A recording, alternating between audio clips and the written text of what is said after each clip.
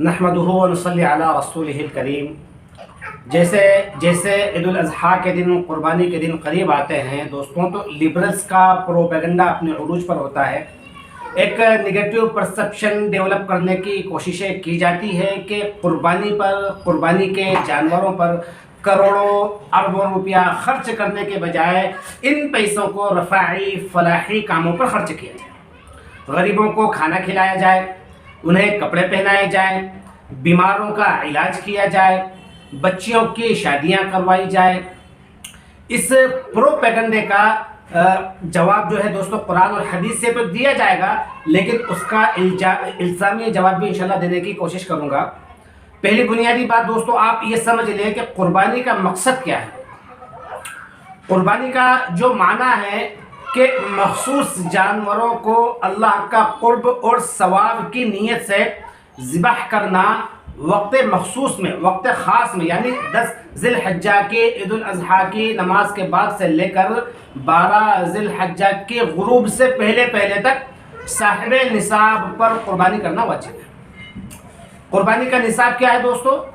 کہ اس کے پاس 7.5 تولہ سونا ہو یا 52.5 تولہ چاندی ہو، یا 52.5 تولہ چاندی کی مالیت کا اس کے پاس تجارتی کوئی سامان ہو، یا ضرورت سے زائد کوئی سامان ہو، تو وہ شخص صاحب نصاب ہوتا ہے، اس پر قربانی واجب ہوتی ہے۔ اور قربانی میں جانور کا خون بہائے بغیر اور ان 3 مخصوص ایام میں مخصوص جانوروں کو ذبح کیے بغیر اگر وہ کروڑوں اربوں روپیہ بھی خرچ کر ڈالے گا دوستو، تو قربانی کا ثواب اس کو بالکل بھی نہیں ملے گا، بلکہ قربانی نہ کرنے کا وبال اور سزا اس کو ملے گی۔ تو اس قربانی کے لیے کچھ شرائط ہیں کہ وہ قربانی کرنے والا مسلمان ہو، بالغ ہو، عاقل ہو، مقیم ہو، یعنی کہ سفر پر نہ گیا ہو، اور صاحب نصاب بھی ہو۔ اگر مسافر ایام قربانی میں مقیم ہو جاتا ہے یا غیر صاحب نصاب قربانی کے ایام میں صاحب نصاب ہو جاتا ہے، تو ان پر بھی اب قربانی واجب ہو جائے گی۔ یہاں پر ایک بات سمجھ لیں کہ یہاں سال کا گزرنا اس مال پر شرط نہیں ہے۔ اسی طرح ایک مقیم تھا لیکن قربانی کے ایام میں، قربانی کے دنوں میں وہ مسافر ہو گئے، تو اس پر قربانی واجب نہیں ہے، صاحب نصاب تھا، لیکن قربانی کے ایام میں صاحب نصاب اب نہ رہا، تو اب اس پر بھی قربانی واجب نہیں ہے۔ لیکن ایک آدمی مسافر ہونے کے باوجود قربانی کر لیتا ہے، غیر صاحب نصاب اس پر قربانی واجب نہیں تھی، باوجود اس کے وہ قربانی کر لیتا ہے، تو نفلی قربانی کا اس کو ثواب ملے گا۔ صاحب نصاب اگر 3 دن میں جانور تو خرید لیا پر اس جانور کو ذبح نہ کر سکا، تو قربانی کے 3 ایام گزرنے کے بعد اسی جانور کو اس کو صدقہ کرنا ہے۔ اور اگر صاحب نصاب ہونے کے باوجود وہ جانور ہی نہ خرید سکا اور قربانی کے 3 ایام بھی گزر گئے، تو ایک معتدل اور مناسب دمبے یا بکرے کی قیمت صدقہ کرنا اس پر واجب ہے۔ وہ یہ نہیں سوچ سکتا کہ میں اس کو اگلے سال اس سال کی قربانی بھی کر لوں گا۔ اب لبرلز کے اس پروپیگنڈے کی طرف آتے ہیں کہ جن کروڑوں اربوں روپیہ جانوروں پر خرچ کرنے کے بجائے رفاعی کام کیے جائے، فلاحی کام کیے جائے، غریبوں کو، یتیموں کو، مسکینوں کو کھانا کھلایا جائے، انہیں لباس پہنایا جائے، ہاسپٹل بنائے جائے، کنویں کھدوائے جائے، پانی کا انتظام کیا جائے، ہاسپٹلوں میں مریضوں کا علاج ہو، لڑکیوں کے شادی کے موقع پر ان کی ضروریات زندگی کا سامان مہیا کیا جائے، XYZ، تو یاد رہے دوستوں کہ قربانی کا مقصد میں عرض کر چکا ہوں کہ اللہ کا قرب حاصل کرنا، اور دین نقل کا نام ہے، عقل کا نام نہیں ہے۔ قرآن اور حدیث کی نقل سے ہمیں یہ بات ملتی ہے دوستوں کہ ان 3 ایام میں اللہ کو جانور کے خون بہانے سے زیادہ کوئی بھی عمل پسندیدہ نہیں ہے۔ تو دوستوں، ہم نے قربانی کے ذریعے سے اللہ کو راضی کرنا ہے جس نے حکم دیا ہے۔ ہم نے ایک دوسرے کی منشا اور ایک دوسرے کی ول کو نہیں دیکھنا ہے، اور اللہ کی منشا یہ ہے کہ ان 3 دنوں میں جانور قربان کیے بغیر، خون بہائے بغیر کسی عمل سے میں اتنا خوش اور راضی نہیں ہوتا۔ اور دوسری بات کہ یہ قربانی در حقیقت سنت ابراہیمی کی یاد کو تازہ کرنا ہے. ملت ابیکم ابراہیم حنیفہ، ہم اسی ابراہیم علیہ السلام کے پیروکار ہیں، اور یہ قربانی ابراہیم علیہ السلام نے اپنے بیٹے کی پیش کی تھی کہ اللہ کے حکم پر، اللہ کی محبت کے خاطر اپنے لختے جگر کے گلے پر چھری چلائی تھی. اللہ نے اس کے بدلے جنتی مینڈے کو بھیج دیا.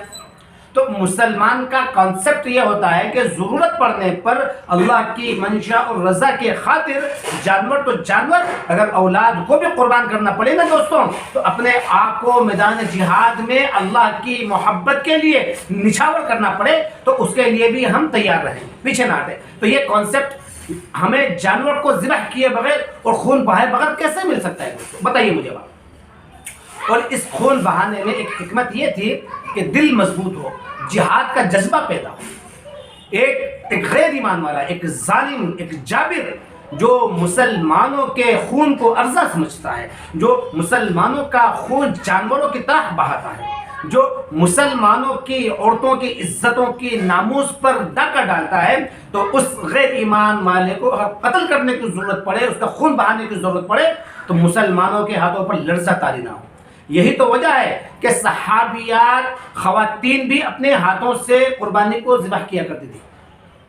اور ایک حکمت دوستو اس میں یہ ہے کہ جب انسان جانور کو پالتا ہے، اور مستحب اور حکم بھی یہی ہے دوستوں کہ اس کو پہلے پالا جائے، اس کو خوب کھلایا پلایا جائے، اس کی خوب پرورش کی جائے، اس کے ساتھ انسیت پیدا ہو جائے، اس کے ساتھ محبت پیدا ہو جائے. اور اس مانوسیت اور اس انسیت کے پیدا ہو جانے کے بعد اب اس کی جدائی انسان سے کو آسان نہیں ہوتی. دل پر ایک غم کی کیفیت طاری ہوتی ہے، لیکن اللہ کی محبت میں اس محبوب چیز کی جدائی کو بھی انسان برداشت کر لے. یہ کانسیپٹ جانور کو ذبح کیے بغیر آپ کو دوسرے رفاہی اور فلاحی کاموں سے حاصل نہیں ہو سکتا. تو یاد رہے دوستوں کہ یہ تو قربانی کا مقصد تھا. اگر اس کو ہم سمجھ لیں تو لبرلز کے اس پروپیگنڈزم کبھی بھی مرغوب اور متاثر نہیں ہوں گے. اب الزامی جواب سن لیجئے کہ لبرلز یہ کیوں نہیں کہتے کہ ہر سال 15 اگست 26 جنوری انڈیپینڈنس ڈے کے موقع پر جس میں کروڑوں اربوں روپیوں کے جھنڈے اور کپڑے اور لائٹنگیں کی جاتی ہے، اس پر اربوں روپیہ خرچ کرنے کے بجائے رفاہی اور فلاحی کام کر لیے جائیں. ہر سال ہیپی نیو ایئر کے موقع پر شرابیں اور میوزک اور مختلف قسم کی عیاشیاں کرنے کے بجائے اربوں روپیے رفاہی اور فلاحی کاموں پر خرچ کیا جائے، ہیپی نیو ایئر ڈے کو نہ منایا جائے. ہر سال 14 فروری کو ویلنٹائن ڈے کے نام پر فحاشی اور اوریانیت کو جو فروغ دیا جاتا ہے اس میں اربوں روپیے بھی ضائع ہوتے ہیں. اس کو منانے کے بجائے رفاہی اور فلاحی کاموں پر خرچ کیا جائے. شادیوں میں کروڑوں روپیہ خرچ کیا جاتا ہے، اسراف کیا جاتا ہے، تبذیر. ان المبذرین کانوا اخوان الشیاطین، یہ تبذیر کرنے والے شیطان کے بھائی ہیں. تو یہ کروڑوں روپیہ خرچ کرنے کے بجائے، لاکھوں روپیوں کا سونا اور فرنیچر اور زیورات خریدنے کے بجائے رفاہی اور فلاحی کاموں پر خرچ کیا جائے.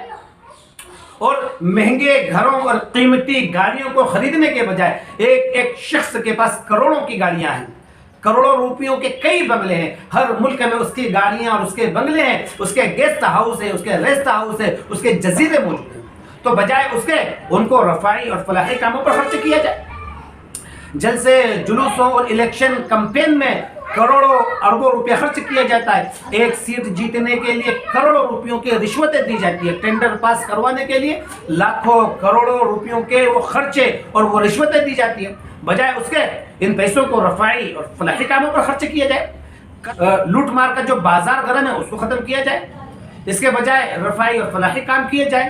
ان موقعوں پر ان لبرلز کی زبان پر یہ باتیں کبھی نہیں آتی. یہ صرف دین کو تنقید کا نشانہ بناتے ہیں. ان کا ٹارگٹ صرف دین اور شریعت ہے دوستوں.